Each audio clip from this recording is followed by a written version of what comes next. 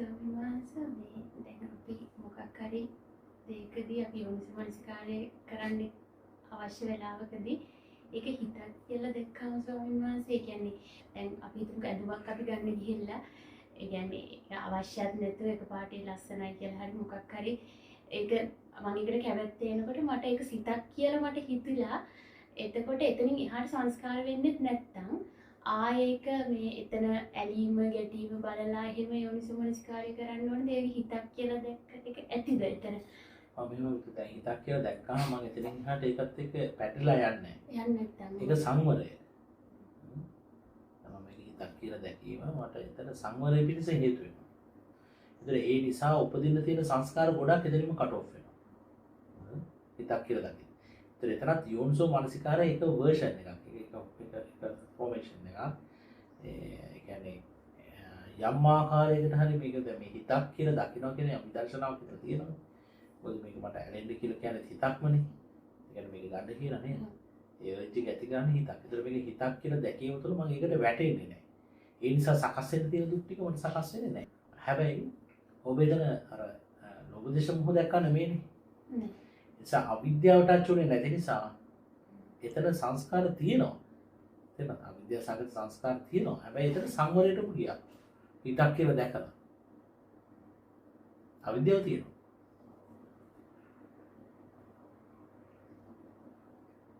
අවසරයි සමිනස හිත තමව රවට්ටනවා කියලා යම් කෙනෙක් අවබෝධ කරගත්ත කෙනෙක් හිතක් කියලා දකින්න සමිනස එතකොට ඒ මත ඒක එතන අනිත්‍ය කියන දේ එතන එනවද සමිනස?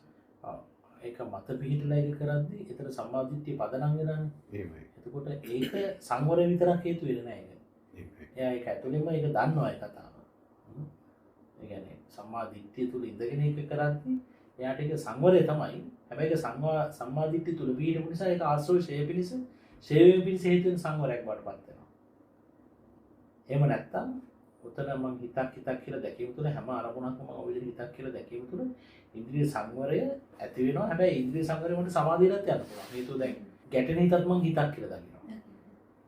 ඇලෙන හිතත් මම හිතක් කියලා දකිද්දී ඇලීම් ගැටීම් දෙකට තියෙන වටිනාකම නැතුණාම හිත නිකම්ම උපේක්ෂාවට වැටෙනවා.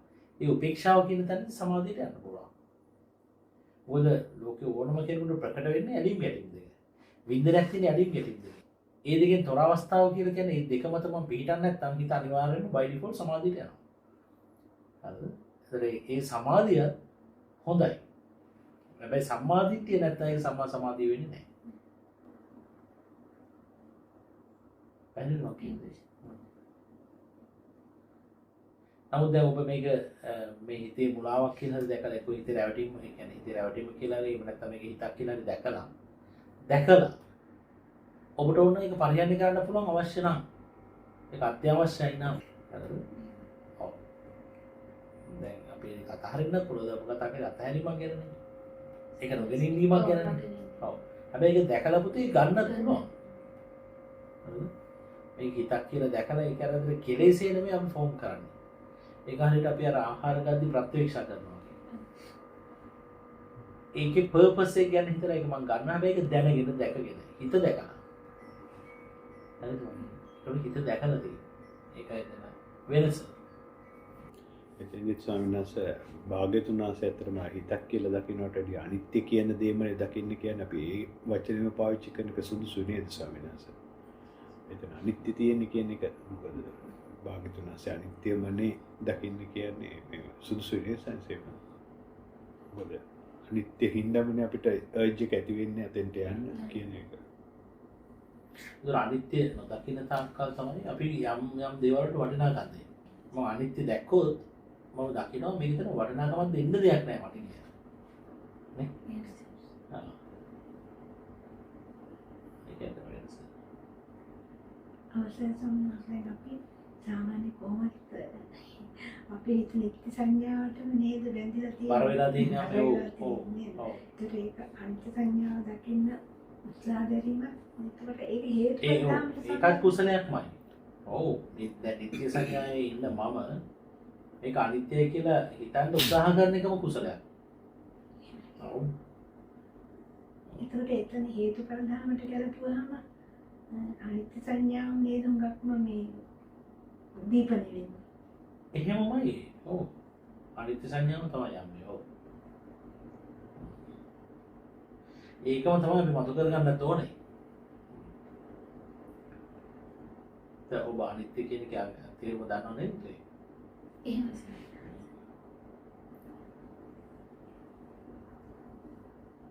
ඉතින් කවදා හරි මේක නැතිලා යනවා කියන අර්ථය නෙමෙයිනේ.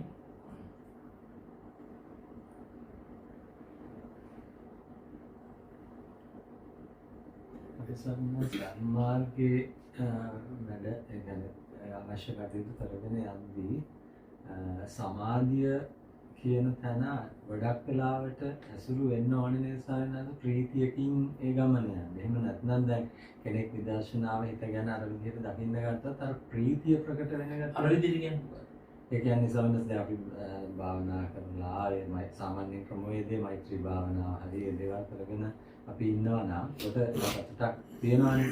එතකොට ඒකේ දැන් සමාධි මට්ටමකට යම් මට්ටමකට හරි අර පංච නිවර්ණ යටපත් වුණ තැනකට හිත තියෙනවා නම් නේද මේකේ ප්‍රගමනයක් දියුණුව කියන අපිට කැමැත්තක් ඇති වෙන්නේ. එහෙමයි සම්මා.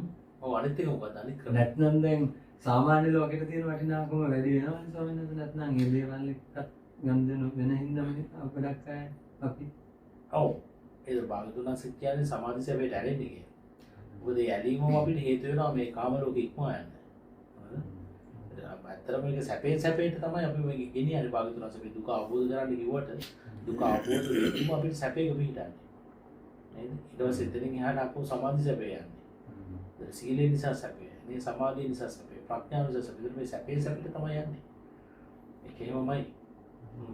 නමුත් මේ සමහර තැන් තියෙනවා අපි සැපේට හුරු වුණාම සඳරවන්නේ අපි වේදන කියන්නේ අපි සංසාරයක් පුරාවට ආස්වාදයටම කැමති වෙනවා තියෙන්නේ. එතන අපි ප්‍රතිපදාව තුළ බැහැ ගන්න කැමැත්ත මුල් කරගෙන ආස්වාදයක් උදෙසා. එතන අපි ආස්වාදේ කරන්නේ අපි හැම වෙලාවෙම වේදනාව විඳීම. එතන විඳීම මුල් කරගෙනම අපිට ආස්වාදය උපදින්නේ. හරිද? එතකොට දැන් ප්‍රතිපදාව තුළ යම් අවස්ථාවක් තියෙනවා මේ විඳීමෙන් තොර අවස්ථාවක්. හරිද? එතන සමාධිය දැන් ඔබ කියවල සමාධිය සැපයක් කියලා භාගතුනාස කියන්නේ සමාධිය කියලා කියන්නේ විවේකීට කියනවා. හරිද? සමාපatti සැපේ කියලා භාගතුනාස කියනවා. සැපේ කියනවා. හරිද? එතකොට දැන් අපි හිත සමාධිගත තුළ විතර්ක රහිත බවට පත් වෙනවා.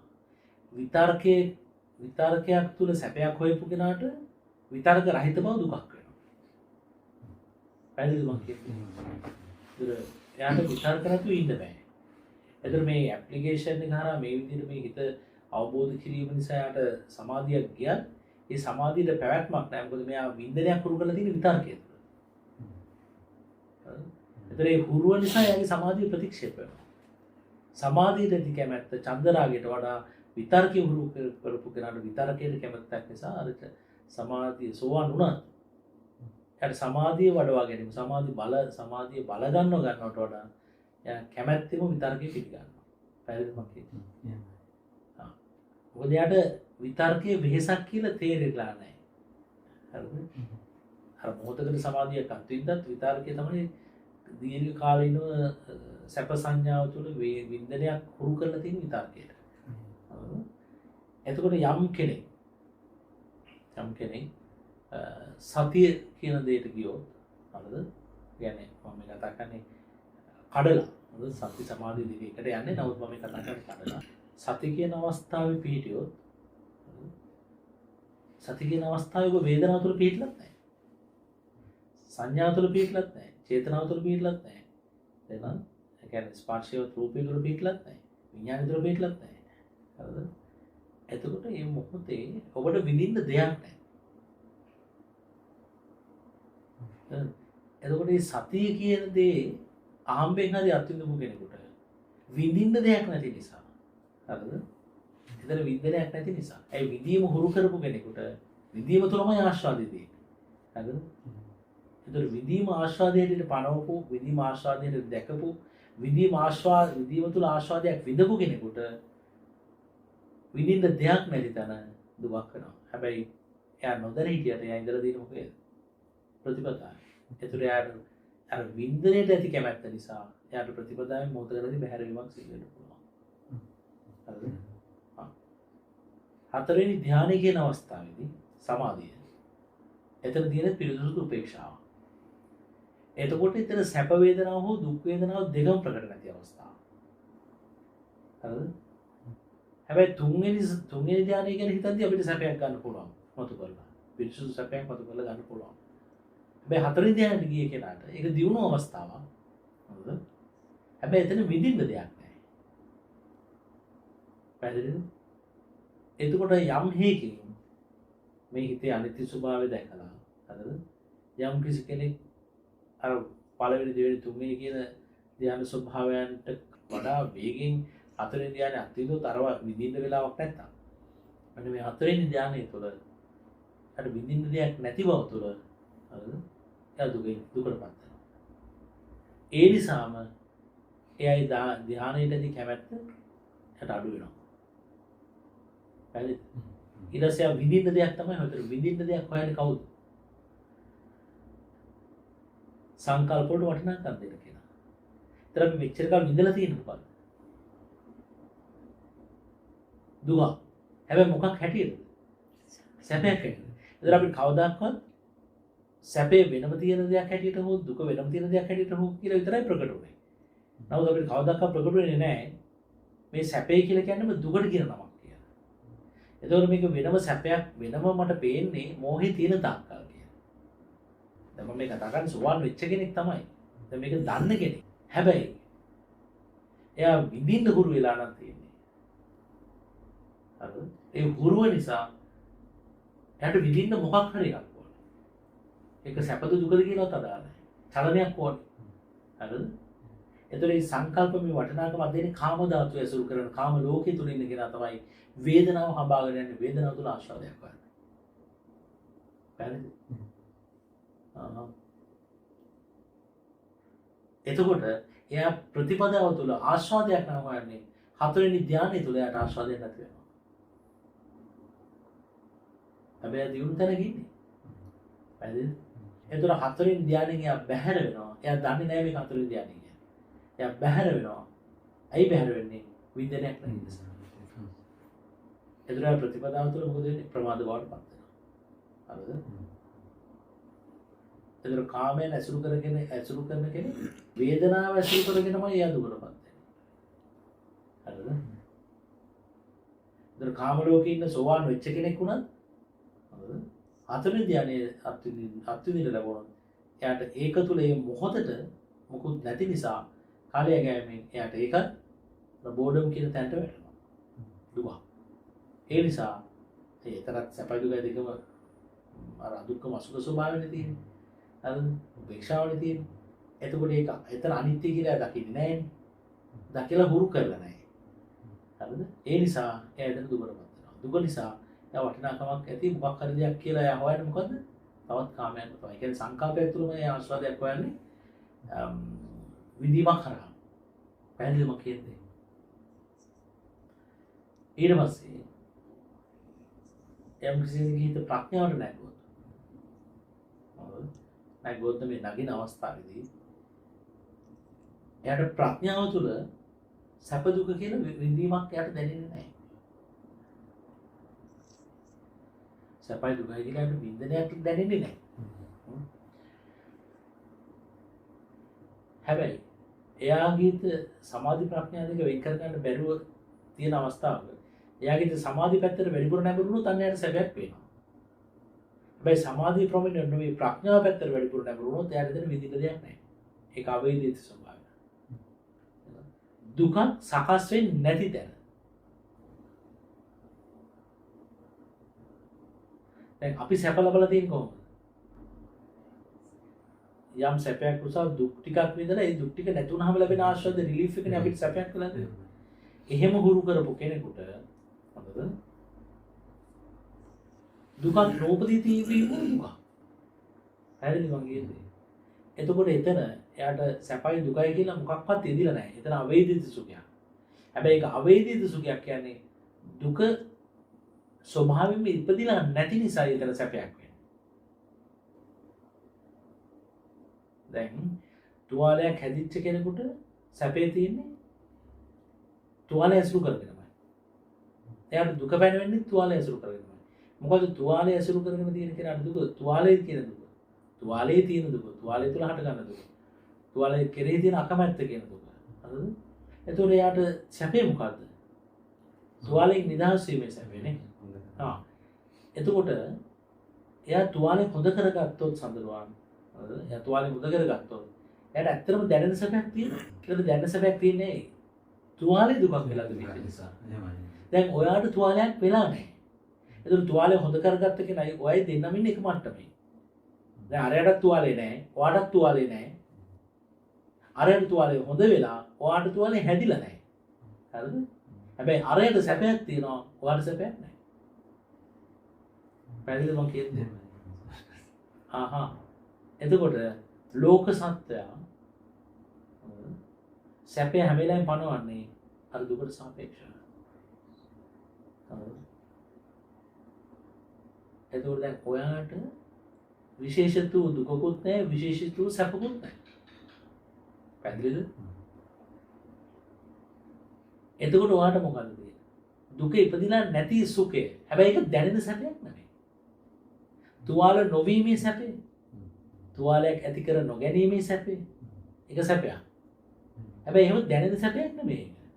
අර පැහැදිලිද මම කියන්නේ? එතකොට දැනෙන සැපයක් නැති තරත් අපි ඉන්නේ දුකේ. ඒ කියන්නේ අවේදිත සුඛය අපි ඉන්ටර්ප්‍රීට් කරන්නේ අපි ගලපන්නේ දුක කියලා. පැහැදිලිද මම කියන්නේ?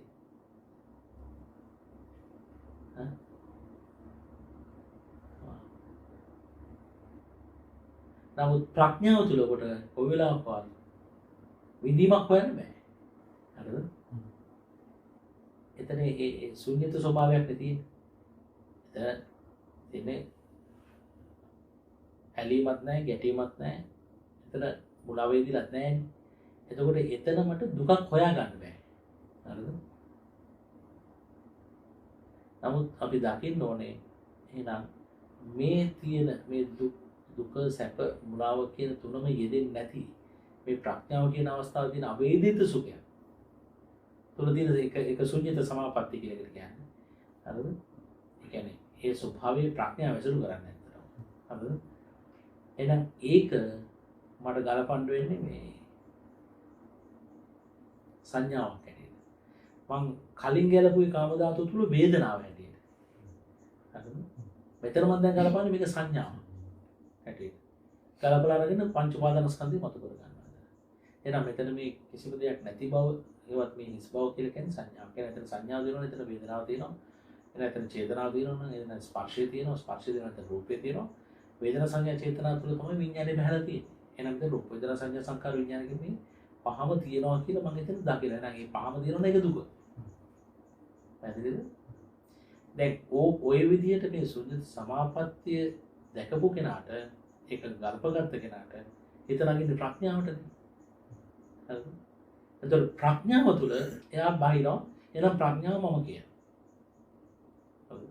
ඉස්සලා හිතුවා වේදනාව මම කියලා. කාම ලෝකේ නෑ. සමාධියට ගියාම සංඥාව මම කියලා ගත්තා. හරිද? දැන් ප්‍රඥාවට ගියාම සමාධිය තික්මෝලා සමාධිය තියෙන සමාපatti තුළ තියෙන පංච උපාදානස්කන්ධ දැක්කම නගින ප්‍රඥාවටනේ. ඒතර ඒ ප්‍රඥාව තුළ මට හිතෙන මම කියලා තමයි ප්‍රඥාව. අවුත් එතනම මතු කර ගන්න ඕනේ විඥානය. හේතුව මේ ප්‍රඥාවෙන් යමක් මම දැනගන්න ඕන දැනගන්න විඥානෙ තුර නෙමෙයි. හරිද? එහෙනම් විඥානයේ බැස ගැනීමක් තියනවා නම් විඥානයේ සපෝට් එකක් තියෙනවා නම් ක්‍රියාකාරීත්වයක් තියෙනවා නම් පොඩ්ඩක් දශමකින් අනුමු වෙලා මේ විඥානයේ පැවැත්ම තියෙනවා. එතන වේදනා සංඥා චේතනා තුනම තියෙනවා. වේදනා සංඥා චේතනා තුනම තියෙනවා. එතන ස්පර්ශය තියෙනවා. ස්පර්ශය තියෙනවා නම් එතන එහෙනම් මේ ප්‍රඥාව කියලා මම කියනවා පණවන්නව යමක් තියෙනවා. එතන පංච උපාදානස්කන්ධය ඉදිරිය තියෙනවා කියලා මම දකිනවා. පැහැදිලිද? පැහැදිලිද මම මේ කියන්නේ? ඒකනේ භාගතුන්වස කියන්නේ මතකද මේ ආනන්ද මේ ශාසනය හරේ සීලය නෙමෙයි කියනවා. මේ ශාසනය හරේ සමාධිය නෙමෙයි කියනවා. මේ ශාසනය හරේ ප්‍රඥාවක් නෙමෙයි කියනවා. ඒ තුනම අයිති වෙන්නේ මාර්ගයට කියලා. ඒ ශාසනය හරිය විමුක්තිය කියනවා. තේරෙනවද?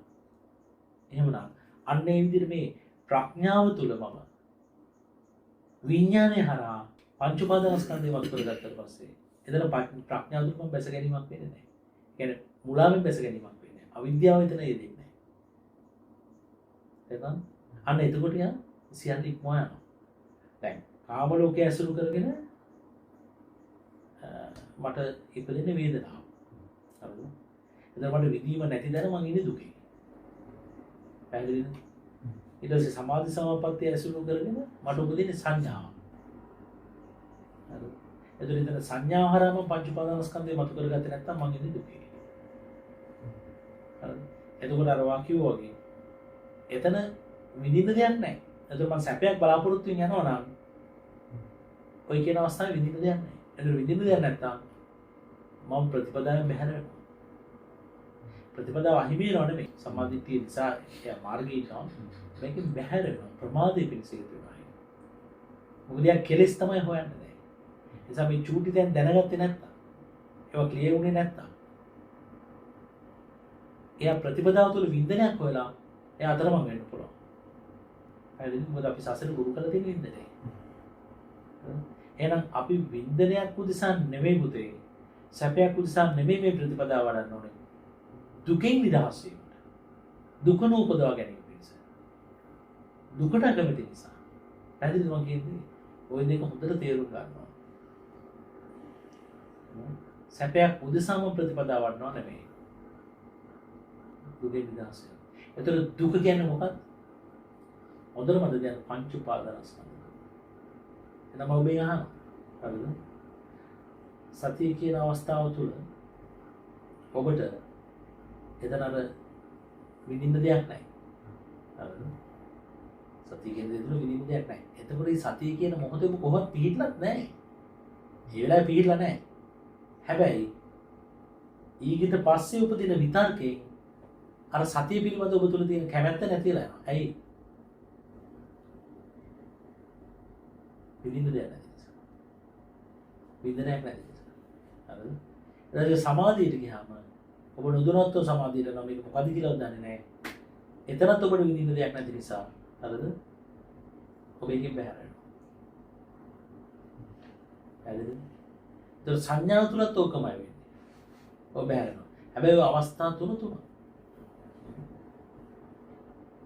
හැබැයි තුනම තියෙන ප්‍රතිපදාව ප්‍රගමණය තුල, දියුණුව තුලමයි. ස්තර තුනක්. නමුත් මම මේ අවස්ථාව දන්නේ නැත්තම් අර වේදනාවක් හොයද්දී, විඳින්න දෙයක් හොයද්දී, සැපයක් කියන සංඥාව මම පනවද්දී ප්‍රතිපදාවෙන් මම විශ්ීලා යනවා එළියට. හරිද? නිසා භාගතුන් වහන්සේ කියන්නේ මහණෙනි මම හැම වෙලාවෙම සැපේ කියලා දේ විඳීම තුල පනවන්නේ නැහැ කියනවා. මම සැපේ කියන දේ විඳීම තුලම පනවන්නේ නැහැ කියනවා. ඒ රහතන් වහන්සේට සැපයි දුකයි දෙකම නැහැ. ඒක සැප.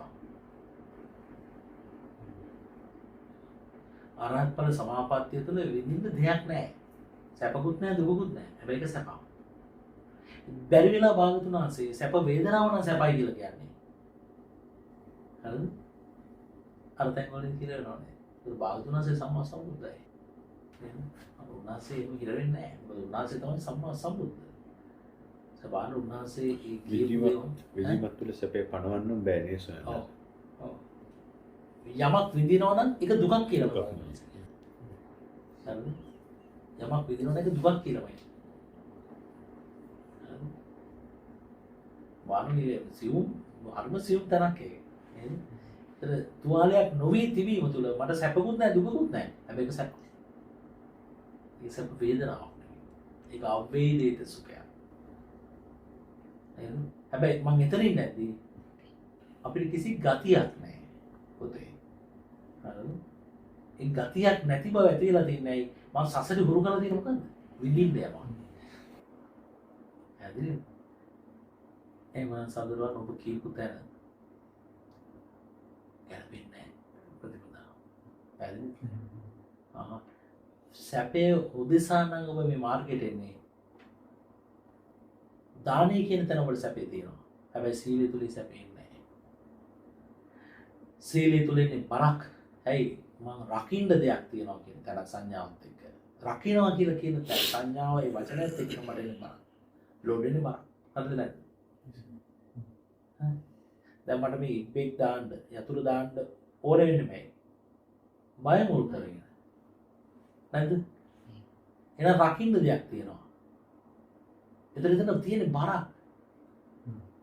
පැහැදිලිද මම කියන්නේ? එතකොට සීලය කියන දේ අපිට අපි ගන්න විදිය අනුව ද භාගතුන්ස බලන එක සැහැල්ලු පිණිස කියන. නමුත් අපි එක ලෝඩ් කරගන්නේ බරක් ඇටියට. එතකොට දැන් මට සීලය රැකීම තුළ විශේෂ සැපයක් දැනෙන්නේ නැහැ. හරිද? මම යමක් හොරකම් කරන්න තියදී මම හොරකම් නොකර ඉන්නවා. හැබැයි හොරකම් කරන්න ලැබිච්ච කෙනා හරි සතුටින් ඉන්නවා.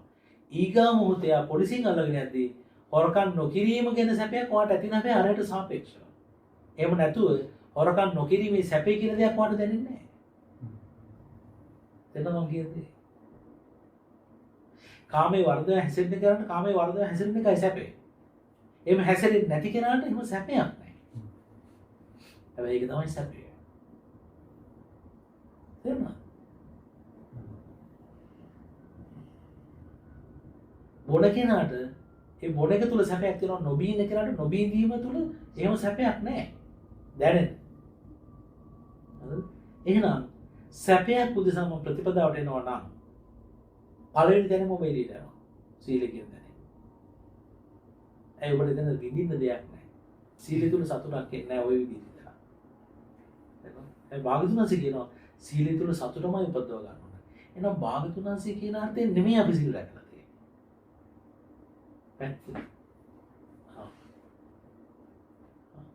එහෙනම් මම එහෙනම් මගේ සීලය තුල සතුට මතු ගන්න ඕන කොහොමද? අර තොවිල තුවාල නොවීමේ සැපේ වගේ මම මතු කර ගන්නවා. මොකක්ද? සබ්බදා සීල සම්පන්න කියලා කියන්නේ. මොකද? සබ්බදා සීල සම්පන්න කියන්නේ ඒක අපි වදන්ති ඇතුලේ හිර වෙලා පීඩනයක් ඇති කරගන්න නැතුව මොහොතකම අපිට මේ සීලවත් වෙන්න පුළුවන් තත්ත්වයක් එනවා නේද ස්වාමීනි? උත්සාහයක් නැතුව නිරුත්සාහයෙන් එහෙමයි සාදුවනේ. එහෙමමයි අපි. එතන තියෙන සතුට තියෙනවා. අපි බලමු. දැන් ඔබ දකිනවා ප්‍රාණඝාතය නිසා උපදින දුක දැන් මට උපදින්නේ නැහැ කියලා මම සතුටු වෙනවා. හරිද? කාමයේ වර්ධව හැසිරීම නිසා උපදින්න තියෙන දුක් ටික මට දැන් උපදින්නේ නැහැ කියලා මම බලෙන් එළියට සතුටක් ඇදලා අරගෙන තමයි සතුටු වෙන්නේ. මොකද නැත්තම් ඔතන තියෙන සතුටක් නැහැ. එතනදී සංස අවසරය අර භාගතුන් වහන්සේම කියනනේ රහතන් වහන්සේලා ඉන්න රහතන් වහන්සේලා ජීවිතාන්තය දක්වා ප්‍රාණඝාතයෙන් වෙන් වුණා. අනේ මමත් අද දවස තුල උන්වහන්සේලා ඉන්න විදිහට එතෙන් තමයි සතුට ජෙනරේට් කරන විදිය. එතකොට මම එක පැත්තකින් ওই කියන විදිය අනිත් පැත්තෙන් මම නොකිරීම නිසා කිරීමෙන් වැටෙන්න තියෙන දුක් ටිකට මම වැටෙන්නේ නැහැ. පැහැදිලිද? දැන් මේ ප්‍රාණඝාතයේ නිසා මම වැටෙන්න දිවිච්ච දුකට මම නොවැටී ඉඳීමම සැපයක්. හරිද? රහතන් වහන්සේලා කරපු දෙයක් මට කරන්න ලැබෙන එකක් සැපයක් කියලා දෙපැත්තකින් මම ඒක අමුණු ගලපලා මේ ඉන්න මොහොත සතුටු කරගන්නවා. පැහැදිලිද? එහෙනම් ඒක උත්සාහයෙන් කරන්න ඕන දෙයක්. නැතු සීලේ තුල මේ මොහොත දැනෙන එහෙම සැපයක් නැහැ. හරිද? එතකොට දැන් කාමයන්ගෙන් වෙන් වෙනවා. අකුසල විතරක වලින් මිදිලා. හරිද? එයාට මේ විවේකයෙන් හටගත්තා වූ යම් සැපයක් තියෙනවා. හරිද? පිරිසුගයක් තියෙනවා. ඒක ධානය. හරිද? ඒතරී ධානයේ තුල එයාට ඒ විතර්කය වලින් වෙන්වීම තුල ඒ විතර්ක වල තිබිච්ච බරගතිය දැන් මා තුල නැහැ කියලා අනේ අර දැන් සැපයක් තියෙනවා. හරිද? එතකොට එයාට මම කාමයන්ගෙන් දැන් වෙන්නෙලා කාම විතර්කයන්ගෙන් මම බැහැරලා. ඒක කාමයන් නිසා යම් වූ දුකක් ඉපදුනා නම් ඒ දුක මට දැන් නැහැ නේද? කියලා ඉතින් අර සතුටක් තියෙනවා. හරිද? ඒ විතර්ක රහිත බව තුළම යම් වූ සංසිඳීමක් සැනසීමක් සැපයක් තියෙනවා. ඒක හොඳයි. හරිද? එතකොට මේ සමාධි ස්වභාවයෙන් භාගතුන් වහන්සේ පව අත්‍යවශ්‍ය දේවල්. රහතන් වහන්සේලා පව සමවැදීත්‍යයි. සාත්සත්දිනේ දෙතරත් සතුට ගන්න පුළුවන්. මේ එතකොට මේ පළවෙනි හෝ දෙවෙනි ධානය තුල හෝ තුන්වෙනි ධානය තුල ඔය විදිහට සැපයක් තියෙනවා. හරිද? හැබැයි ඒක හතරෙන් ධානය ගියාට පස්සේ එහෙම සැපයක් නැහැ. ඒ භාගතුන් වහන්සේ කියනවා ඒක දියුණු තැනක්. පින්නස්ථාන සවසරයි සමයන්නේ. සැසෙතෙන්ද අපි භාග්‍යතුන් වහන්සේ අර පුබ්බේ නිවන සති චතුප්පපාද දිවස irdiya කියන ධානය ක්‍රීඩා පැත්තට හිත යොමු කරන්න කියලා කියලා තියෙනවද ස්වාමීන් වහන්සේ? ඔව්. ක්‍රීඩා කරන්න පුළුවන් කියලා කියනවා. එහෙමයි. ඒක කරන්න කියන එක නෙමෙයි. ඔව්. ඒ කියන්නේ එතන මේ කෙනාට හිත කර්මන්න වෙනවා කියනවා. එහෙමයි. එයාට ඕන විදිහකට මේ හිත නමන්න පුළුවන් කියනවා. එයාට ඕන නම් පෙරවිසු කඳ පිළිවෙල දකින්න, දිබ්බ චක්කු උපදව ගන්න. හරිද? ඒ විදිහට එයාට මේ හතරවෙනි ධානය තුල වෙන ක්‍රියාකාරකමක් කරලා ඒක තුල එයාට ආස්වාදයක් ගන්න පුළුවන්. හැබැයි හතරවෙනි ධානය හුදකලා කරොත් ඒ ධානය තුල පළවෙනි ධානය තුල තිබිච්ච සැපේ නැහැ. දෙවෙනි ධානය තුල තිබිච්ච සැපේ නැහැ. තුන්වෙනි ධානය තුල තිබිච්ච සැපයක් නැහැ. කොටිමිකොත් විඳින්න සැපයක් නැහැ. හරි. සැප දුක් රහිත පිරිසුදු උපේක්ෂාව සහිත හතරවෙනි ධානය කියලා කියන්නේ. එතකොට එතනදී යාට හේතු තිබුණොත් එයාට හේතු තියෙනවා.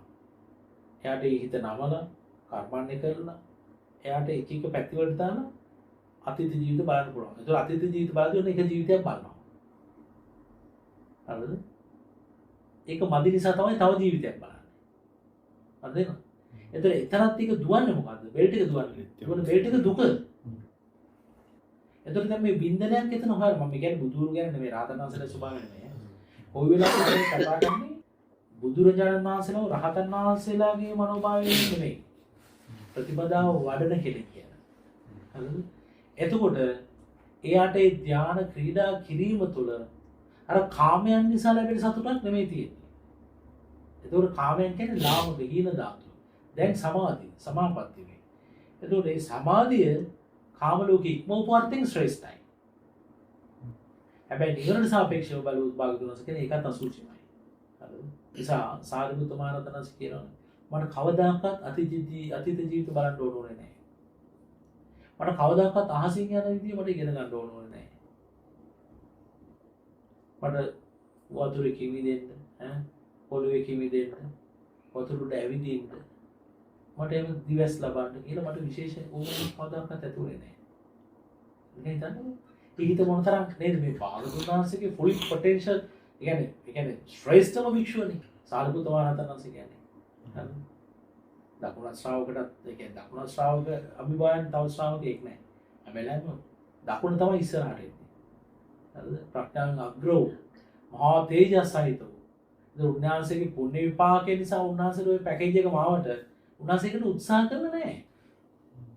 නේ? ඒකන ඒදායි මහේශාක්‍ය බව. හරිද? එතකොට මම කියන්නේ එතකොට මේ හතරෙන් ධානය කියන දේ දුරක් මට විඳින්නේ නැහැ. විඳින්නේ කිසි දෙයක් නැහැ. එතකොට මේක හතරෙන් ධානය කියලා දන්නේ නැති කෙනෙක් ශ්‍රාවකෙකුට. ඒ විඳිනේ පසුපස්සේ නම් ගියේ යා ප්‍රතිපදාව තුළ එයා උතන්දී ඒ ප්‍රතිපදාවෙන් බැහැර වෙනවා. පොදයට විඳින්න දෙයක් නැති නිසා. එයා සීලය තුළ තිබුණෙත් නැහැ දැන් සමාධිය තුළත් නැහැ. හරිද? එතනට ප්‍රඥාව යම් මට්ටමකට වැඩිවෙනවා. හරිද? ඒ ප්‍රඥාව තුළ ආනන්දයක් නම් ඔයා හොයන්නේ. නැතිනේ. ඔක සුද්ධාවාස බ්‍රහ්මීන්ට වෙලා තියෙන්නේ. සුද්ධාවාස එකදලා ඉන්නේ අම්මෝ බ්‍රහ්ම කොට්ටාසයන් ඉන්නවා. ඒගොල්ලෝ හරි ආසාවෙන් ඒ ධර්මපරයයන් අහන්න පෙළඹෙනවා. ඇයි? ඒ ප්‍රඥාව කුලියට ගන්න. ඒගොල්ලන් එතනින් එහාට යන්න. හරිද? හැබැයි ඒගොල්ලන් සැපයක් නෙමෙයි හොයන්නේ. ඒගොල්ලන් සැපයක් හොයන්නේ නැහැ. ඒගොල්ලන් ඉන්නේ ශුන්‍යත සමාපත්තිය. නමුත් ඒ ශුන්‍යත සමාපත්තිය කියන තැන විඳින්න යමක් නෙමෙයි ඔයගොල්ලෝ හොයන්නේ. හැබැයි එතන තියෙන්නේ ඒ ශුන්‍යත සමාපත්තිය කියලා ශුන්‍යත බව කියලා කියන්නේ සංඥාවක් කියලා ඒගොල්ලෝ මතු කරා. එන එතන සංඥාවක් නැති එතන වේදනාවෙන් තොර දෙයක් නෙමෙයි නම් වේදනාවයි සංඥාවයි චේතනාවයි තුනම තියෙනවා නම් මේ තුනම තියෙනවා එතන විඥානයක් තියෙනවා. ওই තුනම තියෙනවා එතන ස්පර්ශය තියෙනවා ස්පර්ශය තියෙනවා එතන රූපය තියෙනවා නම් මෙතන මේ nothing but පංච උපාදානස්කන්ධය වගේ මෙතන තියෙන කියලා වෙන් කරගත්තොත් ඒකට අර ස්වභාවය ඉක්මවන්න පුළුවන්. ඒක අරහත් මාර්ගයට යනවා. අරහත් මාර්ගයේ ඉන්න කෙනා ඉන්නේ ප්‍රඥාව තුළ. එතකොට යාට ප්‍රඥාව විතරයි බුදුකලා වෙලා වෙන්නේ. ඉස්සෙල්ලා සමාධියේ පංච උපාදානස්කන්ධ වෙන් කරගත්තා. එතකොට මේ ප්‍රඥාවේ ඉන්න කෙනාට දැන් හිතෙනවා එහෙනම් මේ ප්‍රඥාව තමයි අල්ටිමේට්ලි මම කියලා යාට පැනවෙන්නේ අස්මිමාන.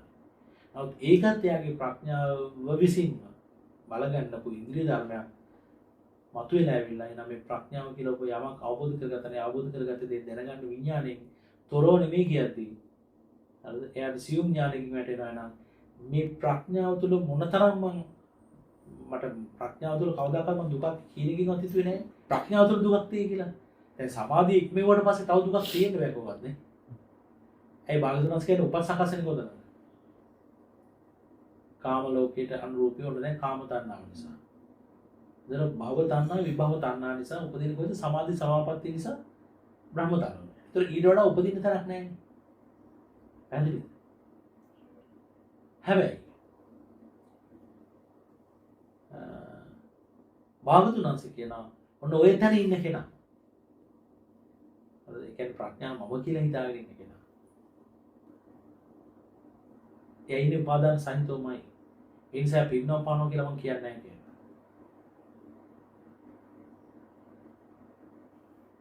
ඒ පින්නව පානවා කියලා මම කියන්නේ නැහැ කියන්නේ. දැන් සමාධියේ පංච උපාදානස්කන්ධය වෙන් කළ ඉවරයි. දැන් සමාධිය තුළ චන්දරාගයෙන් බහැලා නැහැ දැන්. දැන් ප්‍රඥාවෙන් එක වෙන් කරලා තියෙන්නේ. වෙන් කරගත්ත ප්‍රඥාව මම කියලා නම් එයා හිතන්නේ. ඒ තාක්කලයා ප්‍රඥාව තුළ හරිද මම පනවලා තියෙනවා. එතන අස්මිමානයි. එතන බෑ කියලා මම මේ සියල්ල ඉක්වන්න හේතුයි. නමුත් යම් මොහොතක යාගේ ප්‍රඥා ඉන්ද්‍රිය බලගැනලා ප්‍රඥා ඉන්ද්‍රිය තුළම ඇතුණා වූ ප්‍රඥා බලය තුලින් පෙන්නනවා ඔබ ප්‍රඥාව යමක් අවබෝධ කරගත්තා නම් දැනගත් විඥානතරෝණ මේ කියන්නේ. හරිද? එහෙනම් එතනදී අනුවලින් දකිනවා එහෙනම් මෙතන විඥානයේ යෙදিলা තියෙනවා. එහෙනම් විඥානයේ යෙදিলা තියෙනවා. එහෙනම් එතන වේදනා සංඥා චේතනා තියෙනවා. එහෙනම් වේදනා සංඥා චේතනා තියෙනවා. එතන ස්පර්ශය තියෙනවා. එතන රූපය තියෙනවා. එහෙනම් මේ ප්‍රඥාව කියලා කිව්වත් මෙතන පංච උපාදානස්කන්ධයෙන් තොර දෙයක් නෙමෙයි කියලා දකිනවා. එහෙනම් පංච උපාදානස්කන්ධයේ යම් සකස් වීමක් තියෙනවා. එතන තියෙන මොකක්ද? දුක. එතකොට දැන් දුක යා කොයි විදිහකින්වත් පිළිගන්නේ නැහැ. එහෙනම් දැන් ප්‍රඥාව යාට කොයි පැත්තට හැරෙන්නවත් යාට ඒකේ කලකිරෙන්න දෙයක් දකින්න නැහැ. හැබැයි මේකේ පංච උපාදානස්කන්ධය වෙන් කරගත්තට පස්සේ යාට එතන එහෙනම් එයා තවදුරටත් ප්‍රඥාව මම කියලා ගැනීමක් යෙදෙන්නේ නැහැ. අන්න එයා උපාදාන රහිතව පින්නව පානවා කියලා බලන්න සිටියා. අවසරයි ස්වාමීන් වහන්සේ. අපිට හේතු නිසා හේතු මෙතන යුද්ධනේ ධර්මතාවය එතෙන්ට ගලපනත් මුලාවෙන් මිදෙන්න නෑ. ඔව්. ඒක තමයි කිව්වේ.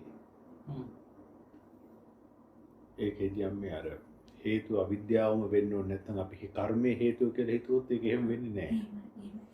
අවිද්‍යාවෙන්ම පටිච්චසමුපාදයෙන්ම තමයි උන්වහන්සේ කියපු විදිහට මොකද අපිට හිතෙන්න පුළුවන් කර්ම අනුව අපි මේකේ ඉන්නවා. ඒක තමයි ඔකම කර්ම කියලා හේතුව දැක්කොත් ඒක අවිද්‍යාව සහගතව මේක. කර්ම කියලා දැක්කොත් එදරම නවතිනවා. විද්‍යාපත්‍ය සංඛාරය. අවිද්‍යාවච්චය. ඔව්. අවිද්‍යාවමයි කතාව. අවිද්‍යාව කියන්නේ මොකක්ද? දුක. චතුරාර්ය සත්‍ය දකින්න. ඒ කියන්නේ අනිත්‍ය නොදන්නා. අනිත්‍ය නොදන්නා. ඒක හරි සුන්දර තැන පටන් ගන්න වෙන්නේ හිතේ ගැන අවසාන වශයෙන් නමුත් විඥාණයම තමයි ඉවර කරන්න තියෙන්නේ නේ. සාස පංච උපාදානස්කන්ධය භාගතුන්ස් කියන්නේ ඒකනේ. එහෙමයි. පංච උපාදානස්කන්ධය එහෙමයි. සංකිට්ඨේන පංච උපාදානස්කන්ධය. එතරින්ම චතුරාර්ය සත්‍ය අවබෝධ කරලා අවසාන වශයෙන් ටිකටම කරන්න තියෙන්නේ නේ වාස් බ්ලොකින් එක. පංච උපාදානස්කන්ධය අනිත්‍යම දකින්න කියන එක කොට්ටිත මහ රහතන් වහන්සේගේ සාරිපුත්ත මහ රහතන් වහන්සේගේ කතාවේ තියෙන්නේ ඒක. ඊට පස්සේ කියනවා එතනින් එහාට දකින්න තියෙන එකද? එතන කියනවා ප්‍රශ්න ඉක්මවා කියන්නේ. එහෙමයි. එතනින් එහාට දකින්න දෙයක් නැහැ. නමුත් ඔබට යෝනිසෝ මනසිකාරය කරන්න පුළුවන් ditta ධම්ම සුඛ විහරණය සඳහා කියලා කියනවා. ඒ යෝනිසෝ මනසිකාරය වෙන්න ඕනේ වෙලා ඉවරයි. වෙලා කළේ යුත් කළේ ඉවරයි. නමුත් ඒක තමයි ප්‍රකට වෙන්නේ. විඥානේ මායාකාරී කියන තැන එතකොට විඥානේ කරන්නේ විතර්ක මවණේකමයි නේද? විතර්ක මවණේකම නෙමෙයි යන්නේ. හරිද? මේ හිත රවට්ටන එක මුලා කරන එක. මායාකාරී කියන්නේ ඒක. ඒතර මම හිතුවේ විඥානය අයෝනිසෝ මනසිකාරය උපදිනවා ප්‍රඥාවෙන් යෝනිසෝ මනසිකාරය ප්‍රඥාව උපදිනවා. මොකද විඥානය අයෝනිසෝ මනසිකාරය පිටන්නේ විඥානෙම. ඒක යෝනිසෝ මනසිකාරයෙන් තමයි අපිට ප්‍රඥාව උපදිනවා විමුක්තිය කරා. නෑ මෙහෙමයි. හොරගම් කරන කෙනෙක් ඉන්නවා. හරිද? එයාගේ ස්වභාවය හොරගම් කරන එක. අපි එයා හොරා කියලා දන්නේ නැති තාක්කල් එයාට පුළුවන් අපි හොරගම් කරන්න. අපේ හොරගම් කරන්න. හරිද? පැහැදිලිද මම කියන්නේ? හැබැයි අම්මා යම් කිසි මොහොතක දැනගන්නවා මෙයා හොරෙක් කියලා. එතකොට එතනින් එහාට හොරාට අපි රැවටෙන්නේ නැහැ. හැබැයි හොරා හොරකම නවත්තනවා. නෑ නේද? එහෙනම් අයනුසෝ මනසිකාරය උපදින්නේ මෝහය තුල. හරිද? ඒ කියන්නේ විඥානයේ මුලාව නොදන්නාකමනේ. මුලා කරන ස්වභාවය නොදන්නාකමනේ මෝහය. එන අවිද්‍යාව. එතකොට මම ඒක නොදන්නා තාක්කල්නේ එතන මුලාව කියලා දෙයක් පැනවෙන්නේ. මුලාව කියලා දෙයක් පැනවෙන තාක්කල් තමයි සැපයි දුකයි කියලා අන්ත දෙකක් තියෙන්නේ. ඒතර ඒ හරහා තමයි මේ හිත අපිව රවට්ටන්නේ. පැහැදිලිද? එතකොට මම සැපයි කියලා ඇල්ල තියෙන මොකේද? ඒතර සැපයි කියලා මම ඇල්ල තියෙන දුකට නගන්නේ. මොකද සැපයි කියලා දෙයක්. ඇයි මට සැපයි කියන වචනය? ඇයි මට සැපයි කියලා විඳීමක් විඳින්න අවශ්‍ය නැහැ නේද? එතකොට අපි සංසාරයක් පුරාට දුක අභිනන්දනය කළ දින දුක තුලම තමයි අපිට ආස්වාදයක් සැපයක් දැනිලා තියෙන්නේ. නේද? දුක තුලම දැනලා තියෙන්නේ. එතකොට මේ හිතේ මුලාකාරී ස්වභාවය නිසාම මට දෙකක් වෙන් වෙලා පේනවා. ද්වේතාවය. දෙවිලි ස්වභාවය. මැජික් කාර්යයක් කරන්නේ ඒකමනේ. ඇයි එක පැත්තක් වහලයි අනිත් පැත්ත පෙන්නන එකයි දෙක එක සැරේ කරන්නේ. එහෙම නේද? එතකොට මේ හිතේ වංචනික ස්වභාවය එකක්. ඒක නොදන්නාකම තව එකක්. එතකොට අයෝනිසෝ මනසිකාරය යෙදෙන්නේ මෝහය තුල කැමැත්ත පදනම් වෙලා. ඡන්දයමයි මුල් වෙන්නේ අයෝනිසෝ මනසිකාරයට. හරිද? යෝනිසෝ මනසිකාරයට මුල් වෙන්නේ මොකක්ද? අමෝහය, හරිද? නොමුලාව, සතිය, එතරම් මුල් වෙන්නේ ඡන්දයමයි. හරිද? එතකොට හිතම මුලා කරන බව දැනගන්නවා කියන්නේ විද්‍යාව. හරිද? එතකොට විද්‍යාව තියෙන තාක්කල් මුලාව යෙදෙන්නේ නැහැ, මොහේ යෙදෙන්නේ නැහැ. එහෙම නේද? එහෙනම් දැන් මම කැමති වෙන්නේ මොකේද? නොමුලාවට. නේද? ඒතර සැපයි දුකයි දෙකම පැනෙන්නේ මොකක් තුලද? මුලාව තුල. එතකොට හිත රවටන බව දැක්කොත් මම මුලාව තුල නැහැ නේද? ඒ නැතර මට විඳින්න දෙයක් තියෙනවද? ඒ සැපයි දුකයි දෙකම නැහැ නේද? එහෙනම් විඳින්න යමක් නැහැ. හැබැයි මං ඉන්නේ මොකක් තුලද? නොමුලාව තුල. එහෙම නේද? එහෙනම් ඒ විඳින්න යමක් නැති නොමුලා ස්වභාවයට මා තුල කැමැත්තක් උපදින්න ඕනේ. ඒක වේදනාව ඉක්මවා ගිය තැන. අද තේරෙනවා මං කියන්නේ. එහෙනම් මේ ධර්මයේ පටන් ගන්න තැන. ඔහොමයි. හරි. වර්ධනය දුක. එහෙනම් නොමුලාවට මං කැමති වෙන්න ඕනේ. එතන විඳින්න යමක් නැහැ. අන්න ඒකට ඇති වෙන කැමැත්ත මුල් කරගෙන තමයි යෝනිසෝ මනසිකාරයට පැවැත්මක් තියෙන්නේ. හරිද? යෝනිසෝ මනසිකාරය කරන්න තමයි ශ්‍රද්ධා, වීර්ය, සති, සමාධි, ප්‍රඥා කියන මේ ඉන්ද්‍රිය ධර්ම බලගන්නේ. හරිද? එහෙනම් අයෝනිසෝ මනසිකාරයේ විඥානයේ මත පිහිටපුවක් කියනකට වඩා මෝහයේ මත පිහිටපුවක් කියලා කියන්න පුළුවන්. ඡන්දේ විසින් බල ගන්න එකක් කියලා. හරිද? ඒ කැමැත්ත මුල් වෙලාමනේ අපි කෙලෙස් වලට ඇති කැමැත්තම මුල් වෙනවා ඉතින් යන්නේ. ඒතකොට මේ පැත්ත යන්නේ ඡන්දා දෝස බය මොහ. සතර අගතිය. යෝනිසෝ මනසිකාරය තුළ උපදින ඡන්ද චිත්ත වීර්ය මනස. දෙකම පටන් ගන්න කැමැත්ත මුල් කරගෙන. පැහැදිලිද දැන්? එහෙනම් මේ මාර්ගේ පටන් ගන්න තැනත් විධිමක් අපිට හොයන්න බෑ. විධිමට කැමති වෙන්න බෑ. හැබැයි එහෙම යද්දි අතුරු කන හැටියට මට යම් වූ සැප වේදනාවක් දැනෙන්න පුළුවන්. හරිද? ඒක මට අයිති දෙයක් නෙමෙයි. ඒ අවස්ථාවල ඒ සමාධි ස්වභාවය ඇසුරු කරන උපදින සැපයක් මිසක් ඒකේ සමාධියට අයිති දෙයක් මිසක් මට අයිති දෙයක් නෙමෙයි. ඒක සමාධි සංස්කාරය. එහෙනම් සංස්කාරයක් නම් ඒකයි තියෙන මොකේද? එනම් ප්‍රතිපදාව තුල උනත් සමාධිය තුල යමක් මට දැනෙනවා නම් යම් ආශාදයක් මට දැනෙනවා නම් ඒ මට්ටම් වලදී හරි වේදනාවක් ඇසුරු කරගෙන ඒකයි දෙන්න ඕනේ දුර. එතෙන් සෝනසර අනුරුද්ධ මහ රහතන් වහන්සේගේ ප්‍රමාදයට හේතුනේ ඒක මුන්නේ සයන්ස්. මතක. තාම සියුම් තැනක් මේ ස්වාමීන් වහන්සේ. සියුම් දුක්ඛ සියුම් කියලා. නමුත් අපි ඔව් ගැඹුරින් කල්පනා කරනවා කියන අර්ථයෙන් සියුම්. නමුත් ඔය බේසික්ස්. හරිද? මූලධර්ම. දැන් අපි මේ කාලේ ඇත්තටම අපි හොයන්නේ මොකක්ද කියන ප්‍රතිපදාව කියලා? සමාධිය. ඒතර මම හොයන්නේ ආශ්වාදය. ෆන්ඩමෙන්ටල්ස් වැරදිලා. බේස් එක වැරදිලා. සම්මාදිට්ඨිය තුල එහෙම සැපයක් ආශ්වාදයක් හොයන්න අපිට බෑ. මෙහෙමයි.